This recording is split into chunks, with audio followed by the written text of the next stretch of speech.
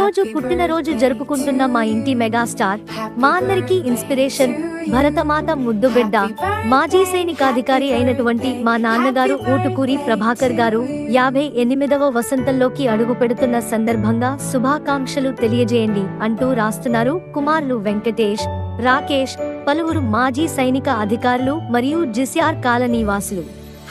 ప్రభాకర్ గారు, మీరు ఇలాంటి పుట్టినరోజులు మరెన్నో జరుపుకోవాలని మీ కుటుంబ సభ్యులు మరియు బంధుమిత్రుల నుంచే కాకుండా మా జిసిఆర్ కాలనీ న్యూస్ కూడా శుభాకాంక్షలు తెలియజేస్తుంది మీకోసం.